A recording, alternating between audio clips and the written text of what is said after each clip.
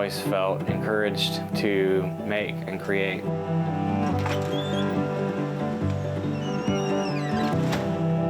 Most of my work is based in drawing and printmaking. I'm Stephen Krotz. I'm an illustrator in Rock Hill, South Carolina. I had the opportunity to work with him to recreate some of his family members in drawings. I work with authors and musicians, taking ideas from other people, collaborating with them to interpret their text, their story, whatever it is they have, into a visual format. A lot of the aesthetic that I'm kind of after is based in relief printmaking. I like the old look of that. There's kind of a vintage quality that comes from, you see it in a lot of antique books.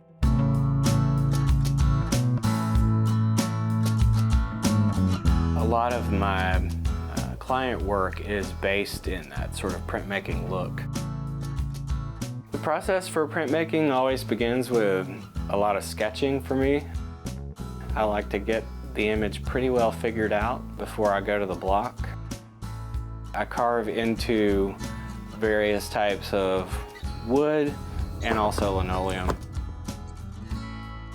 If there's any text, it's got to be backwards, because once the ink is applied to the block and then paper is pressed on it, it will make the mirror image. There are tools made especially for this, but I also like to use carving tools that are made for wood as well. You're removing what will be the highlight. You have to be really careful, first of all, not to cut yourself, but also there's no undo button, so you've got to be precise as you're carving.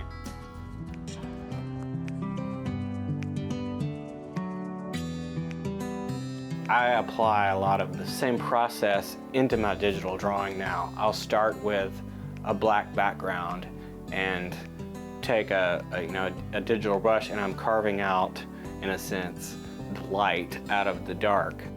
As a kid, I always loved to draw and had a family that supported that. I had excellent teachers in schools, including my mentor, Barbara, in high school, was a particular influence who really pushed me to begin imagining that I could do art in a career. And from there, I majored in art at Winthrop University. When I came to take a printmaking class, it felt like learning a lost art. It seemed to be this old way of doing things that was really fun to learn. It was a challenge. Once the image looks like it's all been carved, I take a brayer and spread out ink. I get it to the right consistency. I've got a friend that says, you make it sound like bacon frying.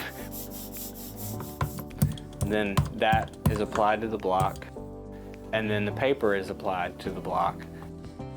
The pressure can come either through, like a wooden spoon is a really effective tool, or a printing press. The print comes off of the press.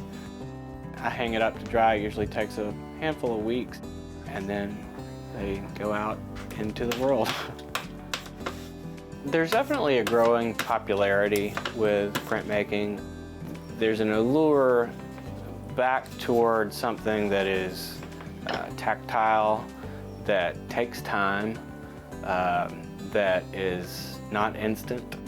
And I'm really grateful for the chance to do what I do and collaborate with so many interesting folks.